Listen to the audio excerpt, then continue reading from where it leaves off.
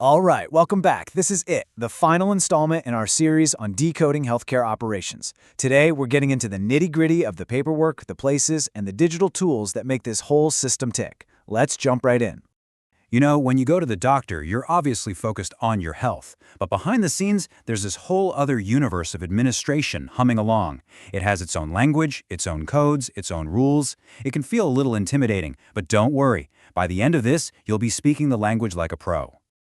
Okay, so let's start at the very beginning of any healthcare journey, the paperwork. Yep, the clipboard full of forms. Before a doctor can do anything, and before a bill can ever be sent, there are a few key agreements that just have to be in place. So think of these three forms as setting the rules of the game. The consent form is pretty straightforward. It's you giving your formal permission, saying, yes, you can treat me. The financial responsibility form is you acknowledging, okay, I understand I have to pay for what my insurance doesn't cover. And a waiver of liability, that's for when there are specific known risks involved. It's you saying you understand them. Together, these really are the foundation of that relationship. Now, these next two are all about making the payment process way smoother for everyone. The AOB, or Assignment of Benefits, is a big one. It tells your insurance company to pay the doctor's office directly, so you don't have to deal with cashing a check and then paying the provider. And the SOF, Signature on File, is what gives your doctor's office permission to even send a bill to your insurance in the first place. They really work hand in hand. Okay, so that's the patient side of the paperwork. But what about the doctors and hospitals? Let's flip the script. How did they get approved to even accept your insurance? Well, that whole process has a name: provider enrollment. Honestly, the best way to think about this is like a really thorough job interview with an insurance company. First up is credentialing. This is where they verify everything: licenses, education, malpractice history, the whole shebang. Once they pass that, enrollment is the process of formally adding them to the health plan. The provider agreement is the actual contract they sign, and the fee schedule, that's the negotiated price list for every single service. It's a huge process. Okay, this next distinction is super important, especially for your wallet. A participating provider is what we usually call in-network. They have a contract and have agreed to that fee schedule. A non-participating provider, or out-of-network, does not have a contract. And as you probably know, going out-of-network almost always means you're going to be paying a lot more out of pocket. You know how you have a social security number? Well, think of the National Provider Identifier, or NPI, as basically that but for healthcare providers. Every single provider needs one, and there are two types: an individual NPI for the specific doctor, nurse practitioner, or therapist, and a group NPI for the entire clinic or hospital they work for. You need both for billing to work correctly. All right, so we've got the people and their paperwork sorted. Now let's talk about the where. Where does all this care actually happen? The terms used to describe the setting are incredibly important because they have a massive impact on how everything is billed. If there's one thing to really get straight, it's this: the difference between inpatient and outpatient. It seems simple, but it changes everything. Inpatient means there's an official doctor's order admitting you to the hospital, usually for an overnight stay or longer. Outpatient is pretty much everything else: your annual checkup, a lab test, even a same-day surgery. Your status as one or the other completely changes the rules for billing. And of course, there's a whole spectrum of care settings. Observation is that tricky middle ground where you're in the hospital but not officially admitted yet. Emergency care is for those sudden serious problems. Ambulatory surgery is when you have a procedure and go home the same day. And then you have more specialized places like a skilled nursing facility for rehab or hospice for end-of-life comfort and care. So when a hospital creates a bill, they use a few key codes. Room charges, that's pretty self-explanatory.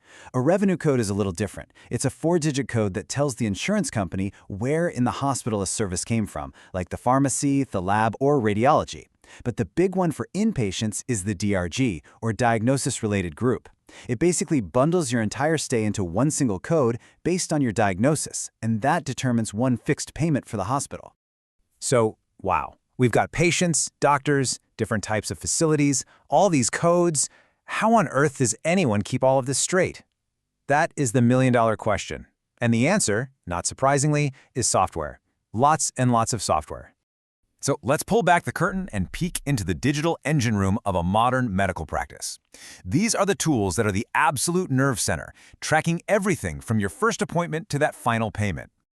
Okay, you hear these two terms thrown around all the time: EMR and EHR. A lot of people think they're the same thing, but they're not, and the difference is really important. An EMR, an electronic medical record, is your digital chart at one specific doctor's office. But an EHR, an electronic health record, is bigger. It's designed to be a full picture of your health that can be shared between all your different doctors, your family doctor, your specialists, the hospital. Beyond just the medical chart, a doctor's office needs a whole toolkit of software just to run the business.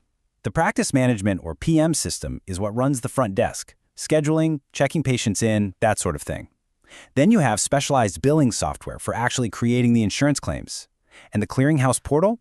That's the digital middleman where claims get sent to be scrubbed for errors before they go to the insurance companies. And inside all this software, you've got these really powerful tools to help the staff manage their day. A work queue is basically a smart electronic to-do list that automatically assigns tasks to the right person. A dashboard gives managers a quick visual snapshot of how everything's going, like a car's dashboard. And QA, quality analysis, is that crucial process of just double-checking everything to catch mistakes before they become big problems. Okay, we've got the people, the places, the software. So what does a day actually look like for the administrative staff?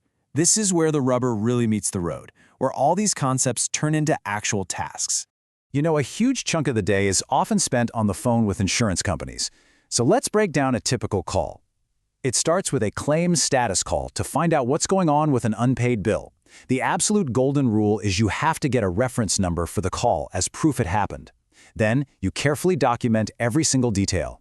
And if you're still stuck and not getting anywhere, the next step is escalation, passing it up the chain to a supervisor. And it's not just chasing down old claims, there are plenty of other crucial tasks. An authorization call happens before a service to get it pre-approved by the insurance. A reprocessing request is what you file when you think a claim was paid or denied incorrectly and you need them to take a second look. And then there's the retro authorization. That's the really tricky task of trying to get approval for something after it's already been done. It's usually a last resort. And that brings us to the end of our series. From the first form a patient signs to the final payment, we've seen just how incredibly layered the world of healthcare operations is, and it leads us with one last, big question. In a system this complex, with all these rules and codes and steps, who does all this complexity ultimately serve? Understanding these moving parts is the first real step toward empowerment, for patients, for providers, and for everyone else. Thanks so much for joining me on this deep dive.